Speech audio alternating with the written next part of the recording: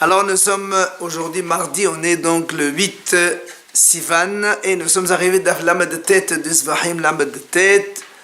Nous sommes arrivés à la 7e ligne de Hatania. Alors jusqu'à présent nous avons prouvé que Rabbi Nehemia était l'auteur donc de notre Mishnah qui a dit que le sang qui va aller au Yisod, Damim Ateonin Yisod, c'est-à-dire le sang quand on a fini les aspersions et maintenant on va le verser dans la base du Mezbeah. On a prouvé donc que Teonin Kibous ou Mahashava Mohamed Bain, c'est-à-dire que si le Kohen il fait une mauvaise pensée avant de verser ce sang, eh bien il est Hayav, ça donc invalide le Korban. Et on a prouvé aussi que Teonin Kibous, si ce sang-là il se projette sur l'habit du Kohen, il faut qu'il lave son habit. Via l'Agmara s'étonne, Hatania, pourtant nous on a vu une braïta qui dit Yas'u Shiraim Uhartarat Emorin.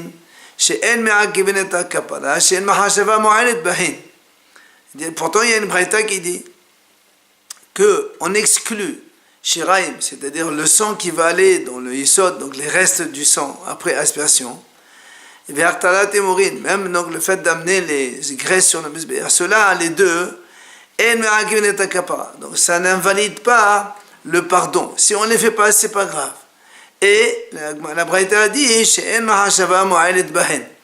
donc si on fait une mauvaise pensée, ça ne fait rien du tout. Donc ça ne peut pas marcher avec ce qu'il a dit Rabbi Nehemia. Alors comment la Braïta a dit Tamim Teonin, ce qu'on a dit tout à l'heure qu'au contraire c'est si ça se renverse sur ça projette sur l'habit du Kohen, il faut laver, et la Mahashava Mo'alet, c'est pas possible. Alors on est obligé de dire que quoi? Donc on est obligé de dire que la Braïta qui a dit que si on fait une mauvaise pensée, on est hayav, et ça donc nécessite kibous. Donc ça ne peut être que dans les trois autres aspersions du Korban Hatat. Rappelez-vous, hier on avait parlé de la première aspersion du Korban Hatat qui est indispensable selon tout le monde, notamment sur le Beit Hillel. Et après on a parlé du sang qui reste, qu'on appelle Shiraim. Et après, on a parlé des trois aspersions du Korban Hatat, puisque dans le Korban Hatat, normalement, il y a 4 aspersions. On a dit que selon Beit Hillel, si on fait une seule aspersion, le Korban, il est déjà valable. Alors, on est obligé de dire, puisque d'un côté, on trouve que le Shiraim, il faut donc, si ça se projette sur les habits, il faut laver les habits. Et si on fait une mauvaise pensée, ça invalide le Korban. Il y a une autre braïta qui nous dit non, Shiraim, ça n'invalide pas le Korban si on fait une mauvaise pensée. Alors comment on contredit? Alors on a dit non, on est obligé de répondre comme ça. Quand on a dit que ça invalide le Korban, c'est parce qu'on parle des 3 aspersions restantes du Korban Hatat. Et la Braïta qui a dit ça n'invalide pas le Korban, on parle du reste du sang après toutes les aspersions. Encore une fois, il y a la première aspersion qui est capitale, le reste du sang qui est complètement secondaire, et les 3 aspersions qui restent du Korban Hatat, cela donc on a dit maintenant que ça invalide le Korban aussi. Alors la Gemara dit Achi, Teonin Yesod l'Esod l'Akadan Azli. La Gemara dit alors comme ça, si tu me dis qu'on parle des 3 aspersions, comment dans la Braïta on dit Teonin Yesod? Ils vont aller à la base. C'est pas vrai. Si on parle des 3 aspersions de Hatat qui restent, les aspersions de Korban Hatat, on ne les met pas dans les Yisod, on les met dans les cornes. On a vu hier que la Hatat, c'est donc 4 aspersions dans les 4 coins du Mezbeach. Alors comment ici la Braïta a dit Teonin Yisod? C'est pas possible. Alors il lui répond, il dit ça c'est pas un problème. Ema Netanin Yisod. Moi, a dit non, on va dire, c'est pas Teonin, Netanin, c'est-à-dire, ils nécessiteront après de les verser dans le Yisod quand il reste le sang. Donc ça, c'est pas un problème. Bien, malgré tout, la Gemara pose une question. Comment tu me dis maintenant, selon la réponse, que les 3 aspersions restantes du Korban Hatat, si on fait une mauvaise pensée, alors ça va invalider le Korban. Pourtant, hier, on a vu Ha'amrat. Rappelez-vous, hier, on avait cité pour les 3 aspersions. Dans certains domaines, on les compare à la première aspersion et on est sévère. Et dans d'autres domaines, on les compare au reste du sang et ils n'ont pas d'importance. Hier, on a vu la liste. C'est pour ça que la le ramène ici. Pourtant, nous, on a vu dans la Braïta que à propos de ces 3 aspersions restantes du Korban Hatat, la Sharia, on avait dit ça n'autorise pas la viande. Ça veut dire que la viande, après la première aspersion qui est capitale, elle est déjà autorisée. Les 3 aspersions restantes du Korban Hatat, ça fait rien du tout.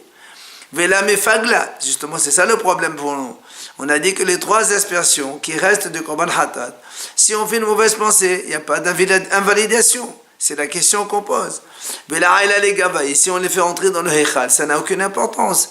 Kesofan, comme la fin du sang, c'est-à-dire comme le reste du sang, avant de l'amener dans la base.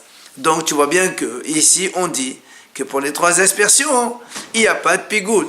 La mauvaise pensée, elle n'invalide pas. Alors comment toi tu me réponds que les 3 aspersions du hatat, ça invaliderait le korban si on fait une mauvaise pensée? C'est du sang. Hein? On a vu s'il y a plus de sang. On parle des 3 aspersions restantes du korban hatat. Encore une fois, on a répondu que hier, selon Rabbi Nehemia, que le sang qui reste, qui va aller dans la base, il est mahashava pour mu'ailed. Ça veut dire que si on fait une mauvaise pensée, ça invalide. On a amené une braïta qui contredit. Alors, on a dit, on est obligé de dire que celle qui a dit que la mauvaise pensée, c'est invalide, c'est les 3 aspersions restantes du korban hatat. Encore une fois, il faut séparer le korban en 3 étapes. La première aspersion du korban hatat qui est obligatoire. Le reste du sang qu'on va jeter dans le yesod, qui est complètement secondaire. Maintenant, les 3 aspersions qui restent pour le korban hatat. Quand on a fait une, il reste encore 3 autres. Quel est le statut de ces 3? Et on vient de dire, c'est cela où il y a pigoul. C'est-à-dire, si on fait une mauvaise pensée, c'est invalide. On lui dit, mais pourtant, hier nous-mêmes, on a vu que ces 3 aspersions restantes, il n'y a pas de mauvaise pensée dedans. Et là, l'Agma répond. Kitania ibedamim apnimim. L'Agma a dit non, tu sais quoi, quand on a dit que le sang qui reste, il est, si on fait une mauvaise pensée, ça invalide le korban. En fait, on parle bedamim apnimim, c'est-à-dire le sang des korban hatat qu'on va asperger à l'intérieur du héral. Hier, rappelez-vous, et c'est marqué dans la Mishnah, on a dit que les korbanot qui vont à l'intérieur, les 4 aspersions, elles sont fondamentales. Donc c'est pour ça que l'Agma a répondu non, il n'y a pas d'opposition. Quand on a dit qu'il faut que si on fait une mauvaise pensée, ça invalide le korban, on parle des aspersions des hatat qui vont à l'intérieur, pas les hatat qui sont à l'extérieur. Cela, effectivement, une seule elle est fondamentale, l'autre, comme on a dit, ce n'est pas un problème. Alors vient l'Agmara, elle déduit, elle est très bien. Si tu me réponds comme ça, aval, bedamim ahisonim, pas tout. Donc si tu me dis que quand est-ce qu'on est hayav si on fait une mauvaise pensée, c'est pour les korbanot hatat dont le sang va être aspergé à l'intérieur. Oui, donc on déduit de là que les korban hatat qui vont rester à l'extérieur, si on fait une mauvaise pensée, c'est pas tour. Ah, l'Agma a dit si c'est comme ça. Aditani damim anishpachem la ama liflok veletne bedida. Bamet valim amorim bedamim apnimim aval bedamim hasonim pas tour. L'Agma a dit si c'est vraiment comme ça, alors pourquoi ici dans la Braïta, donc la première ligne de notre page, on a fait une différence entre le sang qui va aller au Yesod et le sang qui va aller à Amma. Vous vous rappelez, hier on a parlé donc ceux qu'on va évacuer, c'est tous les corbanotes qui sont pas saouls, le sang on va le jeter dans les égouts là-bas. Et là-bas on a dit cela, il n'y a pas de problème si on fait une mauvaise pensée.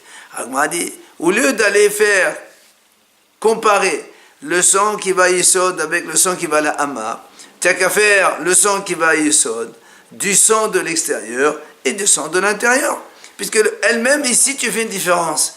Alors tu n'as qu'à dire le sang du Yesod qui va à l'intérieur, celui-là si on fait une mauvaise pensée c'est hayav, et le sang qui va aller au Yesod mais que les korbanot hatat à l'extérieur, ceux-là ils sont pas tout. Pourquoi tu changes complètement avec un autre sujet? Alors l'Agma répond, Hamani, tu sais qui est l'auteur, pourquoi on n'a pas dit ça? Rabbi Nehemia et Amad, chez Adehadam Sheikh Rivan Bahous Hayav. ולמה תנילת לטב תודה לבהדת לטחיובי? On m'a dit non, tu sais pourquoi on ne peut pas dire ça? Parce qu'ici, l'auteur de la Braïta, c'est Rabbi Nehemia qui a dit, chez Ali Adam, donc le reste du sang, si on l'a mis à l'extérieur, il est hayav. Or, nous, ici, on a dit 3 choses. Pour comparer le sang du Yisod et le sang donc, qui va aller à l'évacuation aux égouts Amma. 3 choses. 1, si ça se projette sur les habits, on lave l'habit.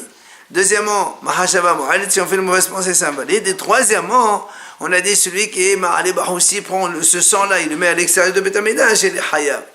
Or, si tu dis qu'on parle seulement d'Am Pnimi, mais d'Am Hitsouni, ça veut dire qu'il n'est pas tour, c'est pas possible parce que Rabbi Nehemia a dit que même le sang qui va aller au Yisod, si on le met à l'extérieur, il est Hayav. Donc, comment on ne peut pas mettre donc 3 contre 3? Alors, on a laissé de côté cela et on a pris que la comparaison entre le sang du Yisod et le sang de la Amma. Ravina Amar. Ravina, il va nous donner une deuxième réponse à propos de ce qu'on a dit hier. Hier, dans la Gemara, on a dit comme ça. C'est marqué comme ça. La Mishnah dit, si le sang se projette à partir du cou de l'animal, le sang se projette sur l'habit du Kohen, et not à kibous, donc on n'a pas besoin de le laver. Après, on a dit, si le sang se projette à partir donc du coin du mesbéar, la corne, ou encore à partir de la base du mesbéar, et donc, on n'a pas besoin de laver. Alors nous, on a dit quoi? Ça veut dire que si ça se projette du sang qui va aller sur la houille l'arcane, qui va aller donc être aspergé, alors il faut le laver. Dans ces cas-là, si tu dis, on déduit comme ça, alors on va dire la même chose pour les isod. On a dit, celui qui va se projeter à partir de la base, il n'y a pas besoin de laver. Machma, ceux qu'on va amener pour le verser sur la base du mesbeh, alors il faut laver les vêtements. On a posé une question, c'est pas possible. Parce que quand on a déjà aspergé, c'est terminé. La Torah a dit là-bas, celui-là, il faut laver les vêtements. Donc on a posé cette question. Il vient, Ravina a dit, quel est ton problème? C'est pas un souci comme ça. Pourquoi? Menakaren mamash, menaïsod, menala oila isod. Moi, Ravina te dit, écoute, quand on a dit menakaren, c'est-à-dire que s'il se projette de la corne, du coin du mesbéach, on a dit comme ça, on n'a pas besoin de laver, on parle bémet de celui qui se projette de la corne. C'est-à-dire, on a fini l'aspersion. Quand on asperge le sang sur le coin, et après ça se projette sur les habits, c'est là, puisqu'on a fini l'aspersion, donc il n'y a pas besoin de laver le vêtement. Par contre, quand on a dit menaïsod, toi tu m'as dit menaïsod, ça veut dire que de la base, il ne faut pas laver. Mais ce qui va venir à la base, il faut laver. Non, même celui-là, halaou, il a isod aussi, il ne faut pas laver. C'est pendant l'aspersion qu'il faut laver alors, c'est ça? Avant l'aspersion. Avant, voilà. Si on a fini l'aspersion, après ça se projette, c'est terminé. Amal et Rav Tahalifa, Balgasal et Ravina. Alors il vient Rav Tahalifa, il lui dit à Ravina, Ema edi ve edera oyhu. Alors il dit, pourquoi tu ne dis pas dans les deux cas, Raoui, ça veut dire apte à venir. C'est ce qu'on va amener sur le Keren et ce qu'on va amener sur le Yesod. Alors il lui dit, Haïmaï, comment tu peux me faire une question pareille? Il dit, comment tu peux dire ça? Si déjà Raoui la Keren, c'est-à-dire ce qu'on va amener à la corne pour asperger, tu me dis que si ça se projette, on ne lave pas. Alors, et pourtant, on est avant l'aspersion. A fortiori que ce qui va venir à la base après, et qu'on a fini les aspersions, mais va dire qu'on n'a pas besoin de laver. Donc, c'est pas besoin de dire ça. Et là, c'est pour ça qu'il lui dit non, je maintiens. Donc, il maintient Ravina, comme il a dit. Quand on a dit dans la Mishnah, de la corne du mesbéa, de la corne, ça veut dire véritablement de la corne, s'il se projette, on ne lave pas. Ça veut dire que si on est avant l'aspersion, si ça se projette, oui, on lave. Par contre, quand on a dit de la base du mesbéar, pas seulement de la base, même du sang qui va venir à la base, si ça se projette, aussi, on ne lave pas. Après, on a dit dans la Mishnah, rappelez-vous, on a dit donc, quand on fait les korban hatat, à l'intérieur du hechal, quand on asperge le sang à l'intérieur du hechal, vous vous rappelez, on a parlé donc soit le bœuf de Kippour, soit le bœuf ce qu'on appelle pas des halim d'avoir chez le Tzibour, quand le tribunal est faute, il fait voter tout le monde, il apporte un bœuf, Cela aussi, on fait les aspersions à l'intérieur du Heichal, d'accord?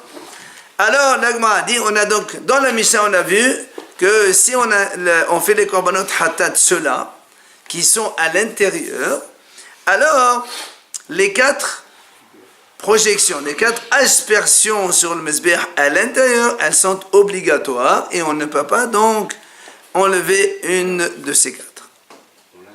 Via l'Agma dit, d'où on apprend cela? Tanu Rabbanan.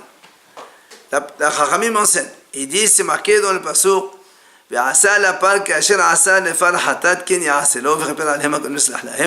c'est le pasuk qui dit comme ça dans Vaïkra.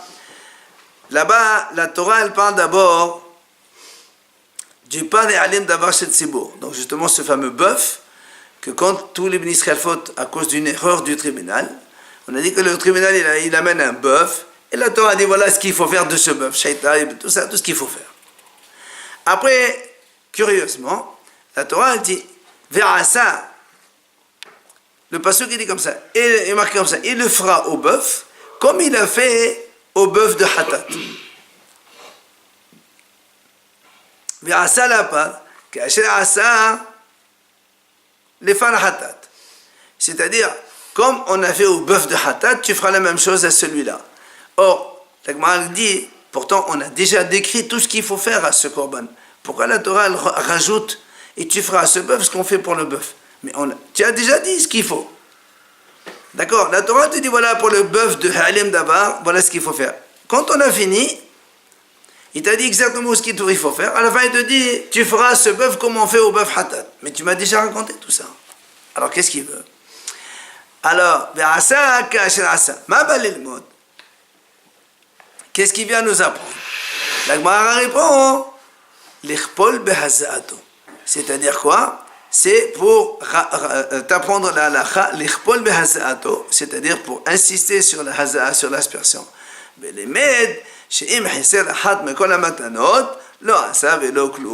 Si il a manqué une seule des 7 aspersions, parce que pour ce korban, le bœuf là qu'on fait à l'intérieur, on fait 7 aspersions dans le Heichal et 4 aspersions sur le Mizbeach HaPnimi. D'accord? Encore une fois, comme on fait à Kippour, 7 aspersions devant le rideau et 4 aspersions sur les 4 coins du Mizbeach. Alors c'est pour ça qu'il dit comme ça. De là on apprend que s'il a manqué une aspersion, alors le korban il est non valable. Alors vient la Torah, la Gemara dit très bien, la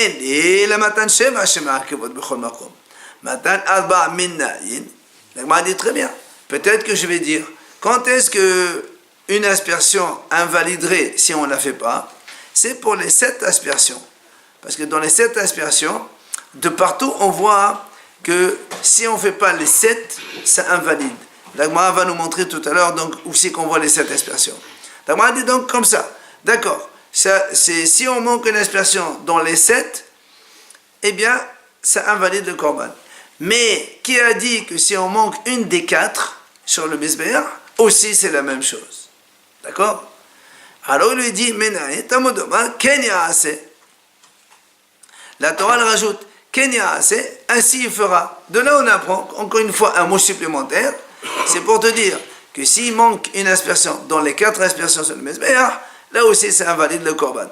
Donc déjà ici on a appris que aussi bien pour les 7 aspersions que pour les 4 aspersions, si on manque une aspersion, ça invalide le korban. Maintenant, la Gemara continue à Doresh le Pasuk. La part, c'est quoi la part? Il dit, c'est par Yom Kippourim. C'est-à-dire, on va comparer et on fera au bœuf de Kippour exactement ce qu'on fait donc avec le pan et alim d'avar shel tzibour. Ka'asher asa la part, c'est pas Kohen Mashiach. Ben, là aussi, il y a un troisième korban dont on fait les aspersions à l'intérieur, c'est lequel? C'est pas le Kohen Mashiach. Ça, c'est ce qu'on a vu dans Horayot, que le Kohen Gadol aussi, quand il fait une faute, il n'apporte pas comme les autres une brebis ou une chèvre, il apporte un bœuf. Ha-hatat, encore une fois le pasuk qui dit ha-hatat, elo, c'est avodat koravim.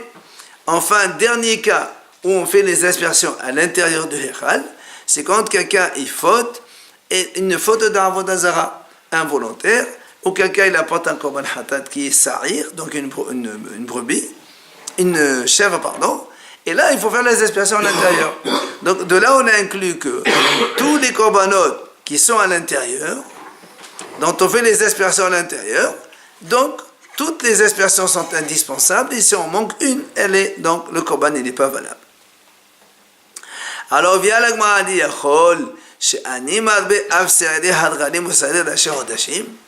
est-ce que je peux aussi inclure dans ces cas-là le bouc de Rosh Chodesh et le bouc ou les sa'irim donc des 3 fêtes, parce que là-bas aussi il y a des korban des sa'irim qu'on amène. Est-ce que donc cela aussi on va les inclure et on va dire que si il a manqué une aspersion, alors il invaliderait le korban? Alors la Gemara dit non. Pourquoi? Talmud Omar lo. Il y a marqué Ya'ase lo, à lui. Ceux-là et pas les autres. Donc la Gemara elle précise qu'il s'agit de 3 bœufs, donc le bœuf du Kohen Gadol, le bœuf de toute la collectivité et les sa'ir de Avodat Koravim. C'est cela donc hatat plus le korban de Kippour évidemment. Que cela on fait les expiations à l'intérieur, et si on a manqué, c'est pas valable. Par contre, ceux des 3 fêtes et de Rosh Chodesh, ils ne sont pas inclus dedans. Et pourquoi tu dis ça? Pourquoi tu as décidé d'inclure une partie et d'exclure une partie? C'est quoi la différence entre les deux? Alors la Gemara répond, elle dit, puisque on a une inclusion et une exclusion, alors la Gemara dit comme ça. La Gemara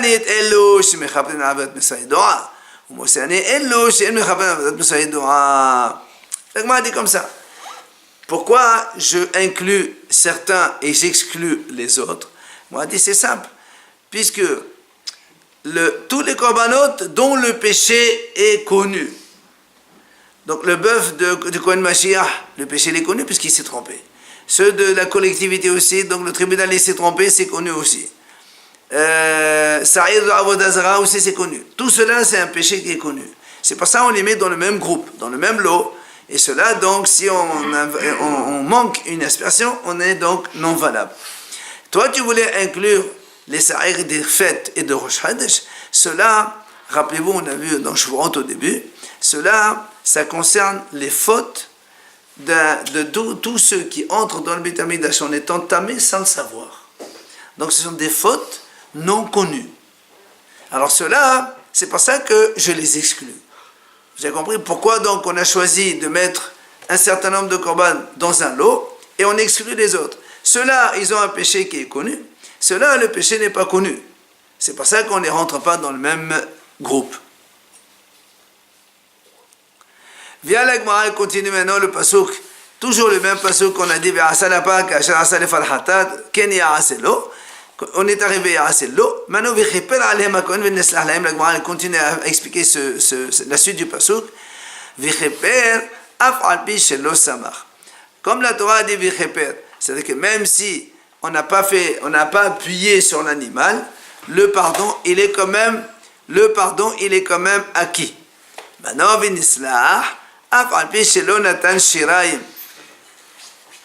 après on a dit Vinislah, et le korban donc il va pardonner la faute de celui qui a fait cette faute. Et la Gemara dit pourquoi tu le répètes Vinislah? Ça veut dire même si on n'a pas versé le reste du sang dans le Yesod HaMizbeach, alors c'est quand même donc le korban il est valable. Alors vient la Gemara dit la Gemara dit et pourquoi tu as décidé que si on manque les aspersions c'est pas valable, mais si on manque la smicha ou les shiraim c'est valable? Pourquoi tu as décidé de faire ça? Qu'est-ce qui te fait comme ça? Alors la Gemara répond c'est pas un problème.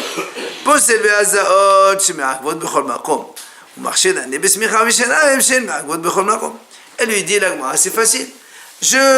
J'invalide quand il y a un problème d'aspersion, parce que les aspersions, c'est-à-dire dans tous les cas, on va voir que si on ne fait pas les aspersions eh bien, ça invalide le korban. Mais les smicha v'shiraim appuyés sur la bête et le reste du sang, si on ne verse pas sur les yesod, c'est en merakev bechol makom, ce n'est pas merakev. C'est pour ça, donc, moi non plus, je dis que c'est pas merakev. Viens maintenant, la Gemara dit lui justement, Amar mod en le matan sheva shema'akvot bechol makom hecha. Quand il vient de nous dire maintenant, les aspersions, c'est merakev. Toi, tu m'as dit, les aspersions, si on ne les fait pas, c'est invalide.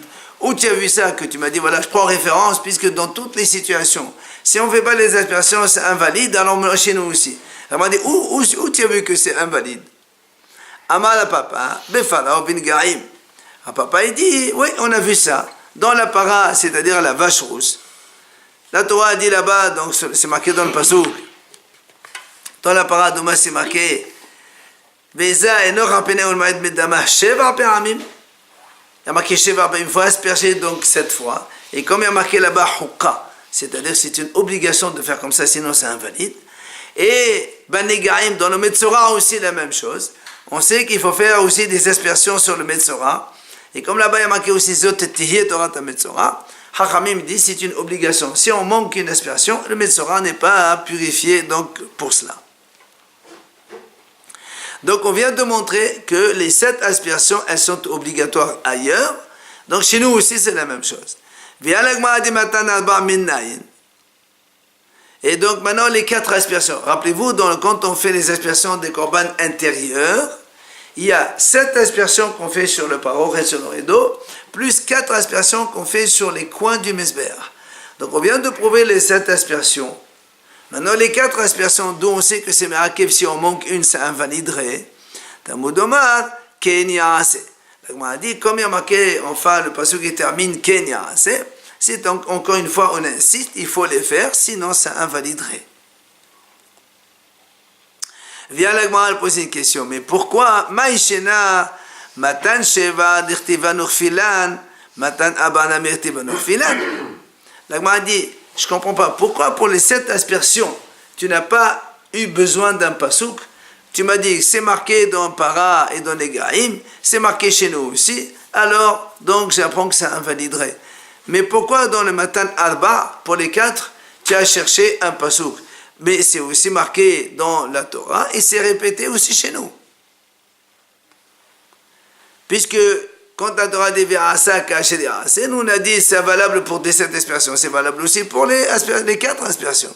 Donc Maïshna Matan Sheva, pourquoi tu as dit que les 7 aspersions ça invalide si on ne les fait pas? Dirtiva Nurfilan, puisqu'ils ont été écrits dans la paracha et on a répété une deuxième fois, il y a marqué Ve'asa Kaché De'asa. Alors il dit Matan Abanamik Tiva Nurfilan, pour les 4 aspersions aussi la même chose, parce qu'il a dit Ve'asa Kaché De'asa. Pourquoi tu as besoin d'un autre pasuk Kenya? C'est Amar Rabbi Yirmiyah, bien Rabbi Yirmiyah, il répond, il lui dit, c'est vrai, j'ai eu besoin de cette dracha parce que elle a les Rabbi Shimon. C'est pour le besoin de Rabbi Shimon seulement. Pourquoi?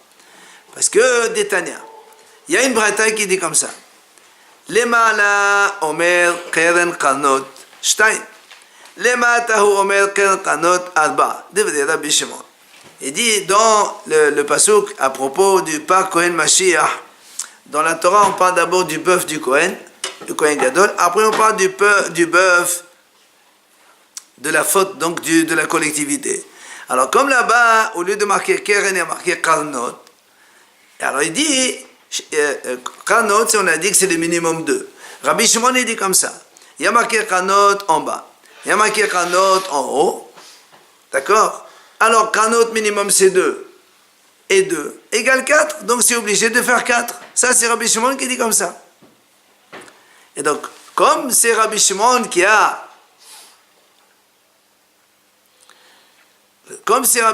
a eu besoin de la dracha de Karnot, c'est pour ça que on ne peut pas l'apprendre chez nous du pasuk et on a été obligé de choisir donc le Kenya Assez.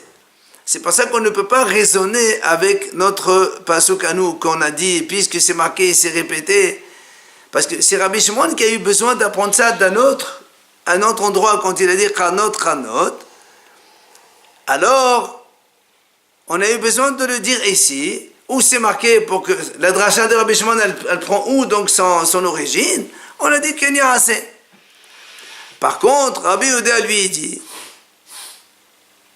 Rabbi Yehuda, et non sarir, tu n'as pas besoin de faire donc le hekesh des deux kanot.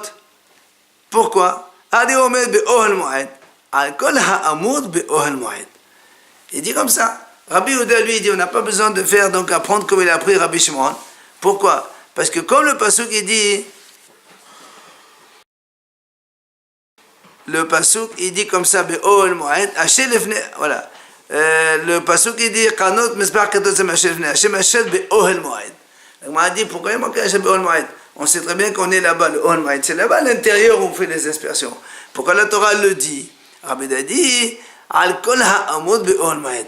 C'est pour ça donc lui il te dit, comme tout ce qu'on a dit là-bas, ça veut dire aussi bien les 7 aspersions que les 4 aspersions, elles sont concernées. Et donc lui, selon lui, effectivement, on n'a pas besoin d'une dracha d'un pasuk. Puisque la Torah a dit Ohel Moed, tout ce qu'on fait dans l'Ohel Moed, tu dois le faire. Si tu ne fais pas, c'est invalide. Donc ça inclut les 7 comme ça inclut les 4. Alors que selon Rabbi Shimon, lui, il n'apprend pas de ça. Comme il a pris de kanot et kanot. Et les kanot, c'est